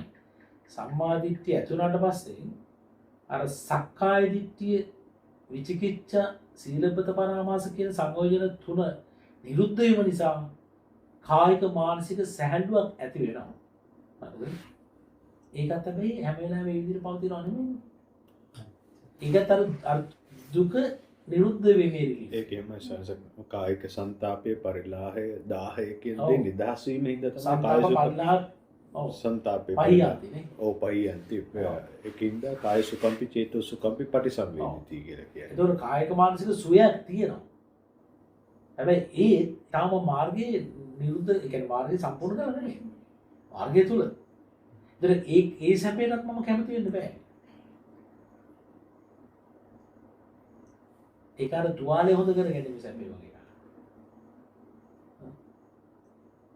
ඒතර ටිකද කාලයක් ගියාම ඒකත් හොඳනේ ගියාම ඒකත් උපේක්ෂාවක් වුණාම මට ආපහු අල්ලන්න දෙයක් නැහැ. ඊට පස්සේ ඔව් ඉතින් අර හිතරවටන කතා නේ ඔව් ඉතින් ඒක අපි අහලා තියෙනවා. ඇයි වේදනාවක් නෙමෙයි වේදනාවක් නැති තැන ධර්මයේ බෝරින් වෙනවා. ඒ ට්‍රිගර් වෙන්නේ එතනකදී විතරයි සාමනස සංසාරේ පුරාවට අර කායික සංතාපයේ දරත පරිලාහයේ දෙවිල්ලෙන් නිදහස් වීම තුළ මොහොතකට ඔබට ඇති වෙනවා යෝ තථා බුතස්ස දිට්ඨි කියලා. ඒක මෙහෙමයි සානස ඒක සමහරලාට එක්කෙනාගේ ස්වභාවයෙන් මත පවතින කාලේ වෙනස් වෙන්න පුළුවන්. සමාධියත් එක්ක. සමාධිය ඇසුරු කරගෙන. එහෙමයි සර්. එතකොට එයා මේ සැපේ තමයි වර්ණනා කරන්නේ. මේ සැපේ නිසා තමයි අඬන්නේ. නැතුව සම්මාදිට්ඨිය කියලා දෙයක් එයා වෙනම දන්නේ නැහැ. එයා නමක්වත් දන්නේ නැහැ. මම සෝවාන් වුණා කියලා මොකද සංඥාවක් කියන්නේ නැහැ අකුරු වෙන්නේ නැහැ නේ ආන්සේ. ඔබ සෝවාන් කියලා. නේද? පහන් එලිපෙන්නේ නැහැ නේ සෝවාන් කියලා. එහෙම නැහැ ටෝච් ගන්න නැහැ තෝ දෙවියුවා. දන්නේ නැහැ එහෙම එකක්. හරිද? එතකොට මේ මාර්ගය කියලා යට යම් වඩන්න ඒක කියන්නේ ඩ්‍රිවන් ෆෝර්ස් එකක් හැටියට අර ඇති වෙනා වූ සැහැල්ලුව තීව්‍ර ලෙස තියෙනවා නම් පොඩ්ඩක් හරි ඒක උඩට යන්න පුළුවන්. හැබැයි ඒ විදිහට දැනෙන්නේ නැතුව නොදැනී ගියොත් එයා උත්සාහය පොඩ්ඩක් අඩු වෙන්න පුළුවන්. මොකද හැම වෙලාවෙම ඕනම සත්‍යයේ ස්වභාවය තමයි අර රිටර්න් ඔන් ඉන්වෙස්ට්මන්ට් කියන්නේ. ඒක පේන්න. අපිව ආයෝජනය කිරීමෙන් ලැබෙන මට ලැබෙන ආපසු ලැබෙන ප්‍රතිලාභය මට දැනෙන්න ඕනේ, පේන්න ඕනේ. එහෙම නැත්නම් මම උකටලි වෙනවා. කම්මැලි වෙනවා. ඒක අපේ ස්වභාවය. ඒක හිතේ ස්වභාවය. ඒතර මම ධර්මයට යම් කැපකිරීමක් කරලා මට ඉන් රිටර්න් ආපෝ එක දැනෙන්නේ නැත්නම් දෙන්නේ නැත්නම් කියලා නිකන් අර ඒක බොහොම සෑහලුට අරගෙන නිකන් ඉන්න මේ දහම දැකපු කෙනෙක් කියලා මම කියන්නේ. සෝවාන් වෙච්ච කෙනෙක්. ආත්මහතක් කියන්නේ ඒකයි. අපිට සමහරවිට දැන් අපි તો සම්මාදිට්ඨියට පත් වෙලාමයි මම ධර්මතාවයක් කියලා එහෙම ඒක ඕවර් කොන්ෆිඩන්ස් එකක් හිතාගෙන ඉන්නේ එහෙම ඕනේ නැද්ද? එහෙම හිතන එක වැරද්දක් නෙවෙයි. එහෙනම් හිතුවා පොඩි සතුටක් එනවා ඒක නම් කමක් නැහැ පොඩ්ඩක් එහෙම හිතුවට හරිද? ඒ කියන්නේ එහෙම දන්නවනම් ඇත්තටම තමයි සම්මාදිට්ඨියපත් වෙලා කියලා දන්නේ නැත්තම් මම හිතාගෙන හිටියද මම සම්මාදිට්ඨිය කියන්නේ. ඒක නිසා ඇත්තටම පුතේ මාර්ගඵල ගැන හිතන්න නැතුව කලිතු දේ කරන්න කියලා මම නම් කියන්නේ. මොකද මාර්ගඵලයක් තුල මම ඉන්නවා කියලා හිතන එකම මට මුලාවක් පිණිස හේතු වෙන්න පුළුවන්. ඒ වගේම දියුණුව පිණිස බාධාවක් වෙන්න පුළුවන්. මොකද මම උත්සාහය අඩු කරනවා. දැන් මම ත්‍රුණි දැන් මම කොහොමද සතර අපායන් නිදහස් ආත්ම ආත්මදිට ඊට වඩා යන්නේ කියලා ඒ වගේ සංඥාවක් මට එනවා. ඒතර මම ඔහේ ළඟින්න පුළුවන් කාමයන් එක්ක. ඔය පොඩ්ඩක් ජීවිතලයක රස්සිය දොස් ගහලා එනවා කියලා හිතෙනවා. හොඳයි බැරි වෙලා සෝවන් වෙලා නෙමෙයි නම් ඉන්නේ. ඈ දැන් හිතන්නකො මොකද මේවා හරි භයානකයි. ඒ නිසා මේ සෝවන් වුණා කියලා නොහිතන එකමයි හොඳ. ආරෙන්නේ මිතාරින්නවන නේද සමි? මිතාරින්නව. ඒ අවසරයි ස්වාමීනි දැන් ඇත්තටම අර මෙතනදී වගේ දැන් දින එකට වෙලේ නම් රාත්‍රියේ ඉඳලා යනකම් ඉතින් මට සතුට සෑහෙනක් හිතේ තියෙනවා කියලා දැනෙනවනේ ඒකට කමෙන් දෙන්නේ මම දන්නේ කොහොමද කියලා කියන්නේ නේද? ඔකට වඩා සෑහළු සතුට හොඳයිනේ අම්මේ. ඒක හොඳයි. නමුත් මං කියන්නේ ඒක බලාපොරොත්තුෙන් මාර්ගයේ ඉන්න එපා කියලා. මොකද හැම වෙලාවෙම එහෙම යෙදෙන්නේ නැහැ කියලා. නේද? එතකොට ඔබට හිතෙන්න පුළුවන් දැන් හිතන්නකෝ සමාධිය අර අවස්ථාවේදී වුණත් ඔබට හිතෙන්න පුළුවන් මේ ගමනේ මට කිසි දියුණුවක් නැහැ කියලා. හැබැයි දියුණුවක් තුල ඉන්නේ. පේන්නේ නැහැ. ප්‍රඥාව තුලින් නැති වුණත් ඔබට හිතෙන්න පුළුවන් කොහොම මම එක ගානේ හිර වෙලා අනේ. කොහොම මෙතනින් එහාට මොකද්ද කියලා. දියුණු තැනක ඉන්නේ. හැබැයි විඳින්න දෙයක් නැති නිසා දුකේ. මේක නිසා ආස්වාදයේ මුල් කරගෙන ප්‍රතිපදාවට යන්න එපා. මගේ බුදුරජාණන් වහන්සේ පුරපු පාරමිතා සැපයක් උදෙසා පිරුවා නෙමෙයි. පාරමිතාවක් වෙන්නේ නැහැ සැපයක් වුණා නම්. පාරමිතාවක් වෙන්නේ නැහැ සඳුරවන් සැපයක් කවදාකවත්. දුකක්මයි පාරමිතාවක් කියන්නේ. දුකසේ පුරන්න ඕන දෙයක්මයි. මහා කැපකිරීමකින් කරන්න ඕන දෙයක්. මේ වතුර කෝප්පයක් දුන්නාට පාරමිතාවක් වෙන්නේ නැහැ. ජීවිතය අතාරිනවා කියන තැනට ගිහිල්ලා දෙන්න දෙයක් වෙනවා. මම හිතන්නේ පාරමිතාව වෙන්න. එහෙනම් අම්මේ දුකසේ තමයි මගේ භාග්‍යතුන් වහන්සේ මහා බෝසත්ණන් වහන්සේ මේ පාරමිතා පිරුවේ මොකක් වෙන්නද? මොකක් වෙන්නද? ඈ? සම්මා සම්බුද්ධත්වයේ මොකක් වෙන්නද? කාවුදුකින් නිදහස් කරන්නේ. එහෙනම් මගේ ශාස්ත්‍රුන් වහන්සේ අපි වෙනුවෙන් හරිද? මම කියන්නේ උන්වහන්සේගේ අනුකම්පා ගන්න කියලා නෙමෙයි. මම කියන්නේ උන්වහන්සේ මොහොතකටවත් සැපයක් විඳලා නැහැ ඔය සාරසංගේ කල්පලක්ෂයක් පුරාවට පුරපු පාරමිතාවල අපිව දුකෙන් නිදහස් කරන්න. හරිද? සැපයක් අපේක්ෂාවෙන් ආපු ගමනක් නෙමෙයි මේක.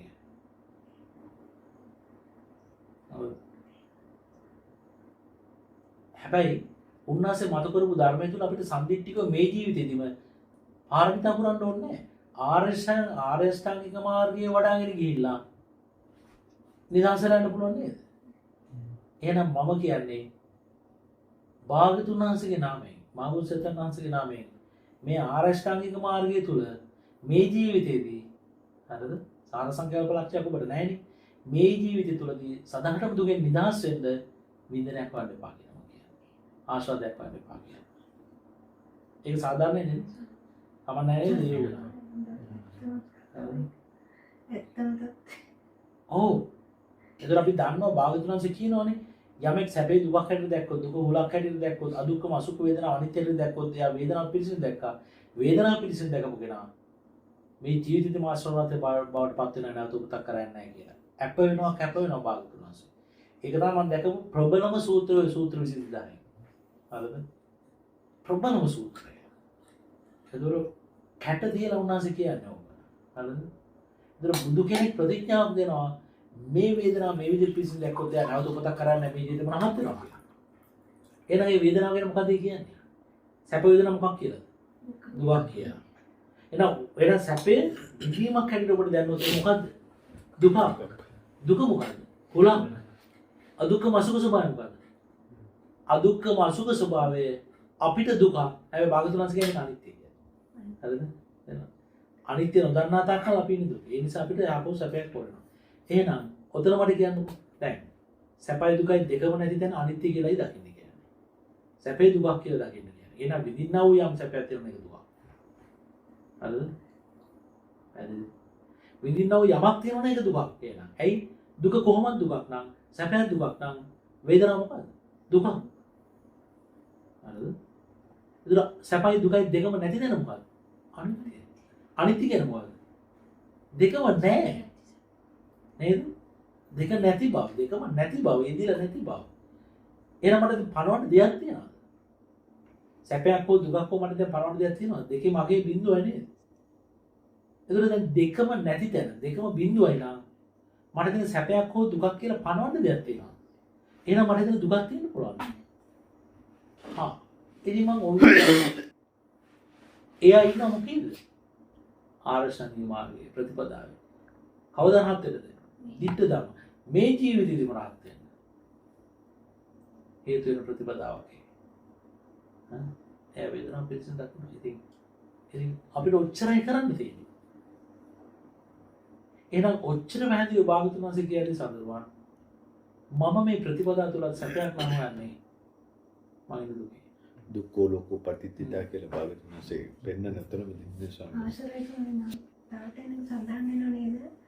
මම දන්නේ තියෙනවා දුක්ඛ පටිපදා කිප්පා විඤ්ඤා සුඛ පටිපදා ඒ ප්‍රතිපදා හතරක් ගැන කියවෙනවා නේද? එතන සුඛ පටිපදා කිප්පා විඤ්ඤා සුඛ පටිපදා ධම්මා විඤ්ඤා කියනකොට ඒතකොට සැප ප්‍රතිපදාවෙන් මේ නිවන් අරගෙන ඔව් දැන් සැප ප්‍රතිපදාව කියන්නේ සැප වේදනාව නෙමෙයි යන්නේ. ප්‍රඥාව මූලික කරගෙන. ප්‍රඥාව මූලික කරගෙන උන්වහන්සේ නිදාස්සලා යනවා. සාරිපුත්ත මහ රහතන් වහන්සේ. සුඛී පටිපදා කිප්පා විඤ්ඤා. හරිද? ඒතර උන්වහන්සේ මග මේ සමාධි සමාපatti තුල හිර වෙලා මේ 이르දි හදා ගන්න try කළා. එහෙම ගියේ නැහැ. හරිද? උන්වහන්සේට එතන පංච නීවරණයන්ගෙන් තොරභාවයේ ප්‍රඥාව සඳහාම යොදාගත්ත ස්වාමීන් වහන්සේ. ඔව්. හරිද? ඒතර උන්වහන්සේ සමාධිය එන්ජොයි කරලා ගියා නෙමෙයි. අර දීගණක පරිබ්‍රාජකයන්ට භාගතුන් වහන්සේ ධර්මයේ කියද්දී පවන්සලෙන් හිටපු සාරිපුත්තු ස්වාමීන් වහන්සේ රහත් වෙන්නේ. නේද? එතකොට එහෙමනම් ඒක සුවසේ ගිය ගමන. උන්වහන්සේ බොහොම පැහැදිලිව වාක්‍යයෙන්ම මොකද්ද? මම කවදාකවත් මේ එර්දි හොයුවේ නැහැ. ඒ කියන්නේ අනික් කට්ටිය සැපයි කියලා කියපු දේවල් උන්වහන්සේ හොයලා නැහැ. එහෙනම් ඒකමයි සුඛී පටිපදාව. එතකොට අපි මුගලන් මහ රහතන් වහන්සේ රහත් වෙන්න උඩා දුක් විඳලා සමාධිය හදා ගන්නවා. භාගතුන් වහන්සේ මනෝමය වශයෙන් පිළිසඳර වල දෙනවා. ළඟට වැඩිලා නිදා ගන්න එපා පුතේ මෙහෙමයි යෝග සමාධිය වඩා ගන්න ඕනේ කියලා නිදිමතේ ඉන්නදී කියලා දෙනවා නේ. එතකොට උන්වහන්සේ දුක්ඛ පටිපදා කිව්වම දුකසේ ගිහින් තියෙන්නේ.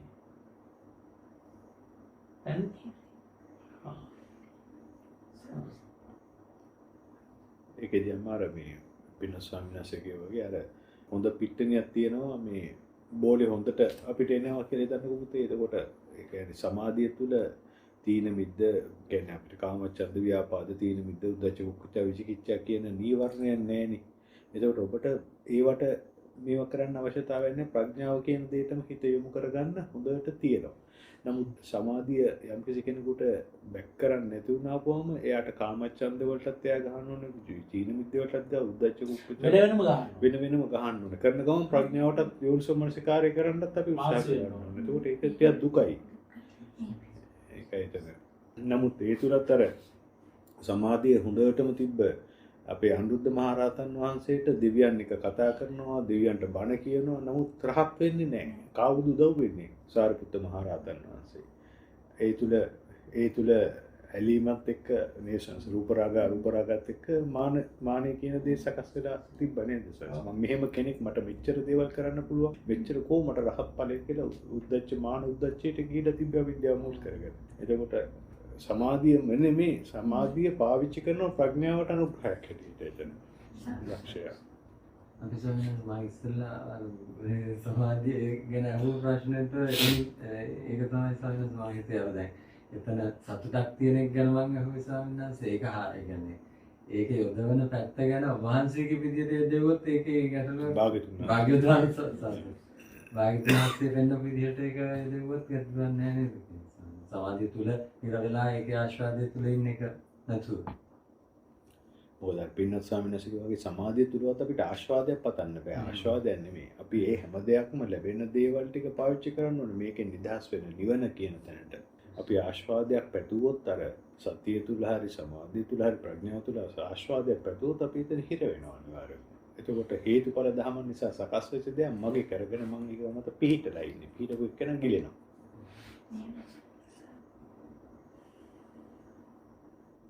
අදොස් කියන මම පිටින්නේ නැතුව වෑයම් කරන්නේ නැතුව මම නිදාස් වුණා කියන්නේ. පිටපු කෙනා එතනම ගිලෙනවා.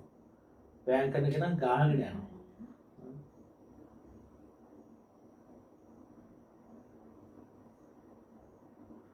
කටුකුරුන් ස්වාමීන් වහන්සේ උන්වහන්සේලා බොහොම උගත් උත්තමයෝනේ නේද?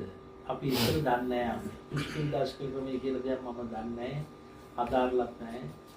අහලා තියෙනවා නමුත් මට ඒක හොයන්න උවමනා වෙලා තිබුණා නැහැ. ඒකදී සමාධිය ගැන කියන්නේ නැතුව ඒක හැකලෙන්න තමයි මෑණි ස්වාමීන්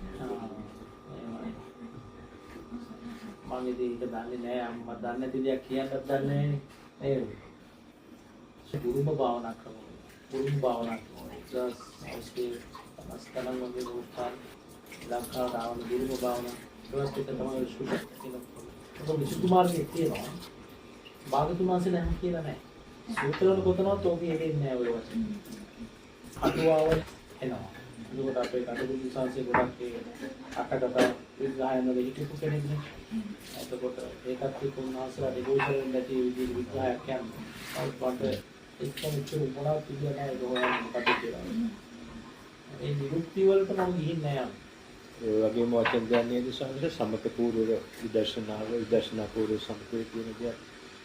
සමතේ පස්සනා යුගනන්දේ යුගනන්ද හරි. ඒක භාගතුන් වහන්සේ සමතෝච විපස්සනෝච යුගනන්දා වත්තන්ති කියන එක භාගතුන් වහන්සේ සම්මා දිට්ඨියටපත් වෙච්ච කෙනෙක්ගේ කවදාවත් සමතය විදර්ශනාය වෙන් කරේ නැහැ. මහා සලායතන ඒක ඒ දෙක සමතය විදර්ශනාවයි යුගනන්දා ඉතු වෙන්නේ අභිඥා පරිඥා පංච උපාදානස්කන්ධයේ විශිෂ්ට ඥාණයෙන් අවබෝධ කරගන්න. තණ්හාව සහ විද්‍යාව දුරු කරගන්න. සමත විදර්ශනාව භාවේතබ්බා වැඩි දියුණු කරන්න. විද්‍යාවත් විමුක්තිය සාක්ෂාත් කරගන්න. තමයි සමත විදර්ශනාව එකට සම්බන්ධ වෙන්නේ. මාර්ගය. ඒක වුණකොට එනවනේ අපිට ආරම්භන ආරම්භන ඉන්නේ රසයි රසයෙන් නැතිනේ වදිනවා ඒ වගේ හැංගීම් පහළ ඒ වෙනුත් අපිට ඉදිරියට ගන්න නැත්නම් කියන්නේ ඇලෙන්නේ ගැටෙන්නේ නැතුව දකින්න උත්සාහ ගන්නවා නම් හොඳයි නේද? කොහොමද දකින්නේ? ඒ කියන්නේ මේක මේ සායදේ පවත්වාගෙන යන්න පින්සි උත්තරයි මේක ගැන නෑ ඒ ප්‍රතිවික්ෂාව. එහෙම ඒක ප්‍රතිවික්ෂාව. ඒ ආරම්භන වල පිටක් නැතුව කොහොමද ඒක දකින්නේ? අනිත්‍ය දකින්නේ කොහොමද? ඒ කියන්නේ ධාතු වශයෙන් මෙහි කරන්නේ. ඒතර සංඥා වෙනස්. නිමිත්ත කියන රූපේ තුල නෑ. ධාතු කියන රූපේ තුල ඉන්නවා. ඒ සංඥා දෙකක් විතරයි. දැන් රස කියන සංඥාව දැන් රස කියන සංඥාවට මම ඇලේ කියන බයට මම ධාතු කියන සංඥාවේ රස සංඥාව වහලා දානවා. ඒත් සංඥාව තුල ඉන්නවා. ඒතර පංච උපාදානස්කන්ධය තියෙනවා. කොහොමද දකින්නේ? අනිත්‍ය දකින්නේ කොහොමද?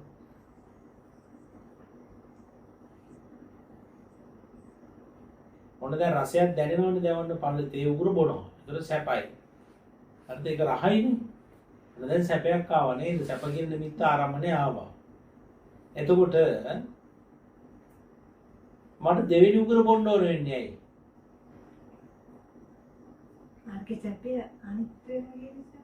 ඔව් අනිත්‍ය කියන්නේ මොකක්ද එතන? වෙනස් වෙලා ගියේ. ඒක කමක් නැහැ නේ සංසේ විතුවන්තදී වෙනස් වෙලා කියලා. දැන් භවතින මොහොත දුකක් නිසාම නෙමෙයිද මට තව වැඩි කර ගන්න ඕනේ. එහෙනම් දැන් පළවෙනි උගුර සැපයි කියලා කිව්වෙත් හිතමයි නේ. එහෙම නේද? හැබැයි දෙවෙනි උගුර තුළ මම හොයන්නේ පළවෙනි එකේ නැති සැපයක්. එහෙනම් මට පළවෙනි උගුර දැන් දුකක් වෙලාද නැද්ද? ඈ?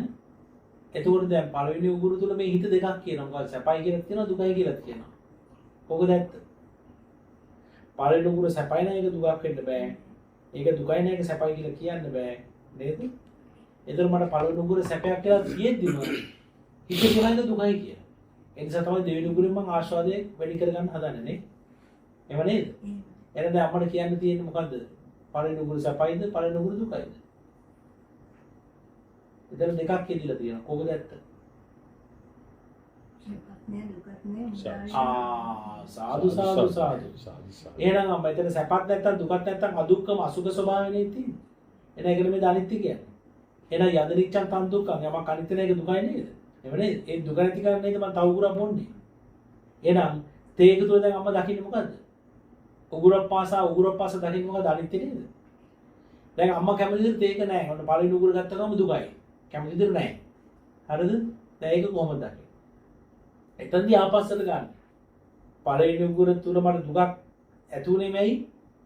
මම කැමති විදිහට නැති නිසා. එහෙනම් කැමති විදිහට නැතික දුකක් වෙන්නේ ඇයි? කැමති විදිහට තිබ්බනම් සැපයි කියලා. ආහා එහෙනම් එතරම් සැපයි දුකයි දෙකම වේදිලා නේද? එහෙනම් හිත මට සැපයක් වෙන දුකක් දෙන හිත රවටලා නම් ආපහු සැපයි දුකයි දෙකේම වටිනාකම මොකද්ද? එහෙනම් එතන ඉදිරිය තියෙන මොකද්ද? අනිත්‍ය නේද? අනිත්‍ය නම් ආයෙ මම දුකටපත් වෙනවා නේ. එහෙනම් ඒක රහ වුණත් ඒ කියන්නේ ඒ රසය කියන එකට මම ඇලුනත් එතන තිබිලා තියෙන අනිත්‍යමයි. එහෙනම් එතන දුකක් වුණත් ඒ කියන්නේ රසය කියන එකට මම ගැටුණා නම් එතන තිබිලා තියෙන්නේ මොකද්ද? අනිත්‍යමයි. එහෙනම් මේ දුක සකස් වෙනම අනිත්‍ය නිසා නේද? ඒක අනිත්‍ය කියන්නේ මොකද? සැපයි දුකයි දෙකම නැති තැනක් මේ. ඒක සැපත් නැත්තම් දුකත් නැත්තම් දුකක් තියෙන්න පුළුවන්. අපි දැන් ඉස්සෙල්ලා මුළු වෙලාවම කතා කරේ ඒක නේද? දැක්කද? එහෙනම් මේ ලෝකේ සත්‍ය දුකට වැටෙන්නේ සැපකුත් දුකකුත් නැති තැන. විඳින්න දෙයක් නැති තැන මේ සත්‍යය ඉන්න දුකේ ඒගොල්ලන් හොරු වෙලා තියෙන මොකේද? විඳින්නේ. ඒ නිසා මොකද කරන්නේ? ආපහු විඳින්න යමක් හොයනතර විඳින්න යමක් කියලා මම හොයන්නේ මොකද්ද? සැපයක්. හැබැයි මට හම්බෙන්නේ මොකද්ද? එතන මම නැවත නැවතත් පත් වෙන්නේ මොකේද? එහෙනම් සංස්කාර වල ස්වභාවය මොකද්ද? ඇයි ඒක දුකක් වෙන්නේ? අනිත්‍ය නිසා. එහෙනම් සියලු සංස්කාර අනිත්‍යයි. සියලු සංස්කාර දුකයි. එහෙම නේද? එතන මම ඒක දැක්කොත් හරිද? මෙතන මේ අනිත්‍යමයි මෙතන තියෙන්නේ. එහෙනම් සැපයි කියලා පනවන්න දෙයක් නැහැ. දුකයි කියලා පනවන්න දෙයක් නැහැ. එහෙනම් මේ සැප දුක මාගේ දෙයක් නෙමෙයි. මට අයිති දෙයක් නෙමෙයි. අවිද්‍යාවට අයිති දෙයක්. මුලාවට අයිති දෙයක්. එහෙම නේද? එහෙනම් මුලාව තියෙන තාක් තමයි සැපයි දුකයි දෙකක් තියෙන්නේ. මුලාව නැත්තම් සැපයි දුකයි දෙකක් නැහැ. එහෙනම් හේතු ඇති කල්ලි යන්න දැකද? අන්න හේතුප්‍රත්‍යය. අවිද්‍යාව තියෙන තාක් සංස්කාර සකස් වෙනවා. අවිද්‍යාව නැත්තම් මම අනිත්‍ය දැක්කොත් එතන සංස්කාර කියන සකස් වෙන්න දෙයක් නැහැ. දැකද? එහෙනම් දැන් දුක කියන මට අයිති දෙයක්ද? අවිද්‍යාවට අයිති දෙයක් නේද? දැකද? එහෙනම් මේ සංස්කාර කියන දේවල් දැන් මම තවදුරටත් නෑ අවිද්‍යාව තියෙන තාක් කල් විතරයි සංස්කාර තියෙන්නේ. එහෙනම් දැන් මේක දකින්න කෙනා ඉන්නේ ප්‍රඥාව තුළ. දැන් එහෙනම් ඒක තවදුරටත් මට ප්‍රඥාවෙන් දකින්න එතන සංස්කාර යෙදෙන්නේ නෑ. මට ඇලෙන්න ගැටෙන්න කියලා දෙයක් එතන යෙදෙන්නේ නෑ. ඒ නිසා මට දුකක් යෙදෙන්නේ නෑ. දැකද?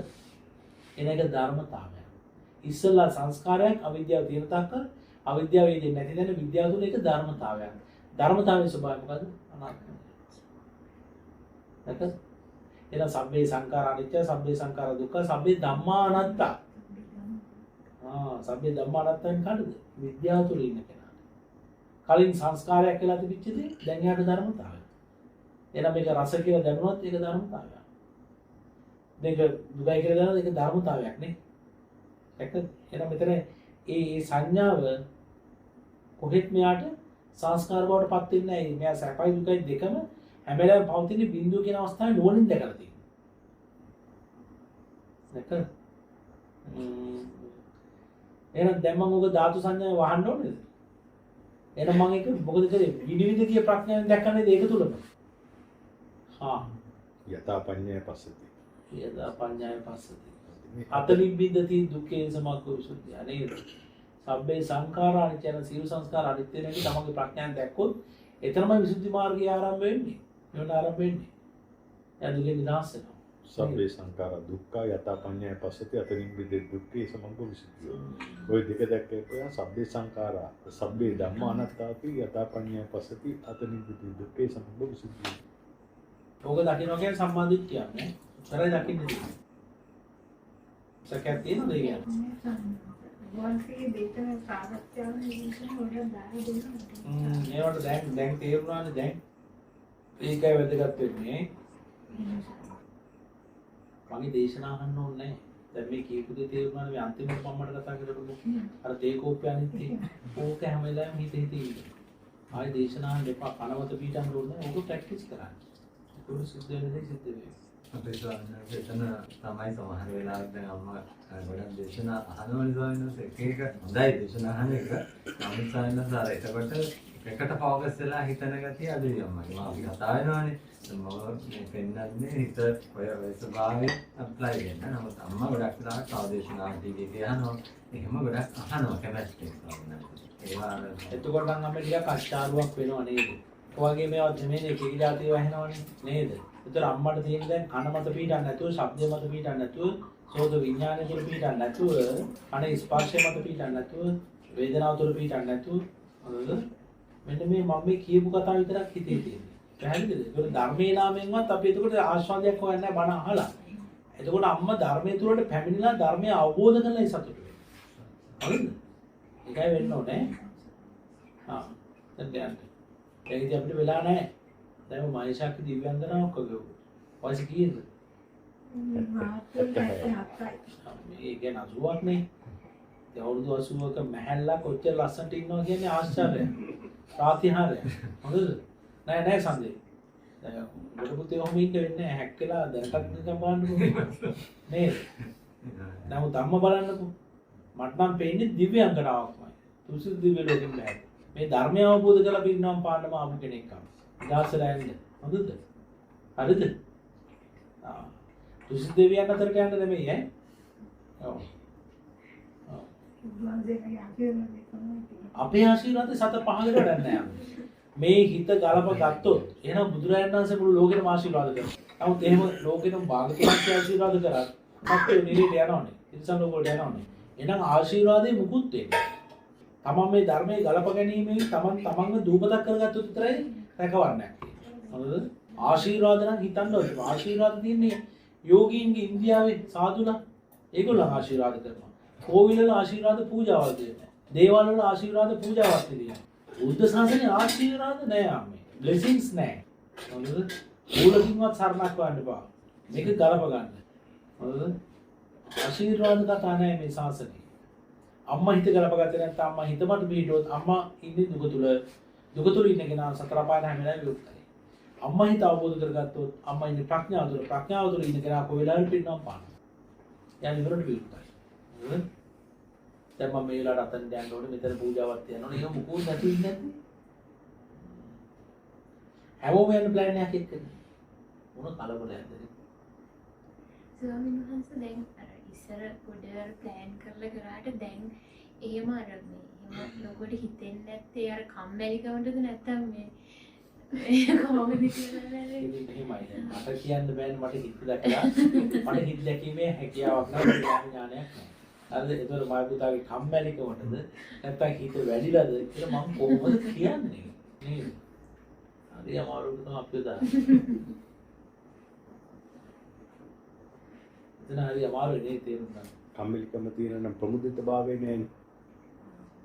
ඔබට නෑ අවසන් සමාජයට මම හරි තේරෙනවා.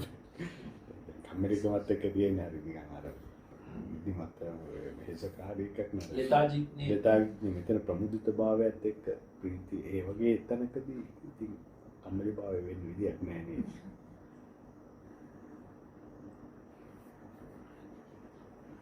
සමාන සංස දැන් අර ප්‍රඥාව තුළ පිහිටලා ඉන්නදී කන්ෆියුස් ස්ටේජ් එකක් ඇති වුණොත් එයාට මේක කම්මැලිකමද මේක ප්‍රඥාවද කියලා හැමෙන්න පුළුවන් සාධාරණයි.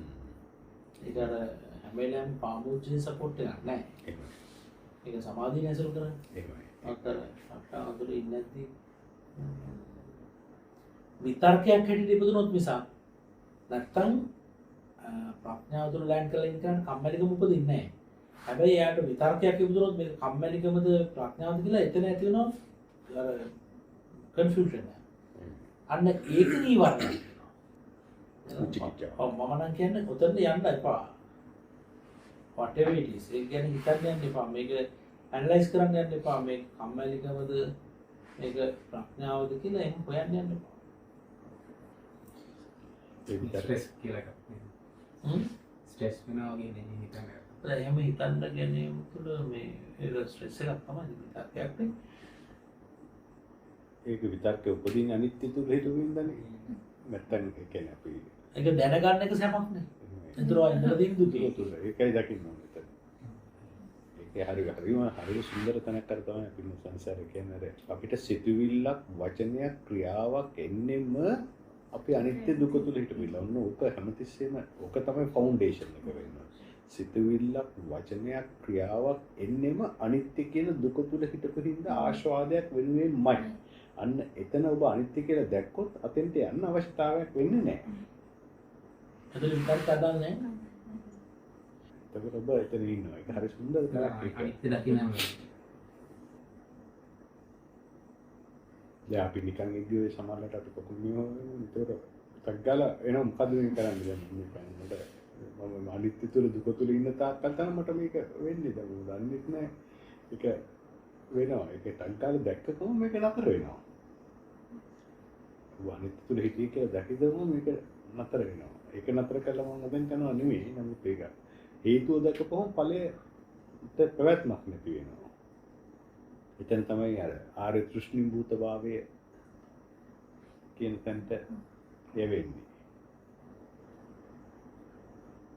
ඊයපොර පුතෙක් කාව පින්වත පුතෙක් ඉතින් ගලපගෙන කුලිය පිටින් ඉඳලා ඇවිල්ලා තියෙන මුන්නසට වන්දනා කරලා යන්න එක වචනයක්වත් කතා කරේ නෑ. අහන්න දෙයක් නෑ. එන්නේ ඉන්නවා. හරිම සාදු සාදු නේ සයන්ස් එක. කියන්නේ ධර්මයේ එයා තුල මතුවලා එයා ඒක තෘප්තිමත්. එහෙනම් ඇවිල්ලා වන්දනා කරන්න විතර අවශ්‍යනේ. ගොඩක් කියලා හිටියා. ඒක බයිකම මේ ඉස්සරහ මෙතන මේ ළඟම. මෙතනලා මෙහෙම ඉන්නවා. මොකද සංසිඳිලා. අවුරුදු 22යි. ග්‍රීසිය ඉපදිච්ච පුතේ. මේ ඉන්ටර්නැෂනල් ස්කූල් ගිහලා දැන් යුනිවර්සිටි එකේ ෆයිනල් ඉයර් නේ. එහෙමයි.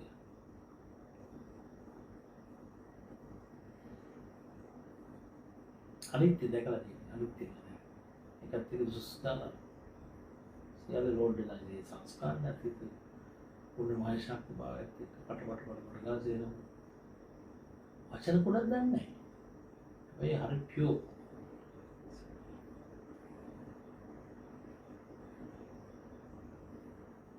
සම වචන හොයන්න එපා. මේක සුෂ්ක විදාශ කරලා ඉපදෙන්නේ නේද?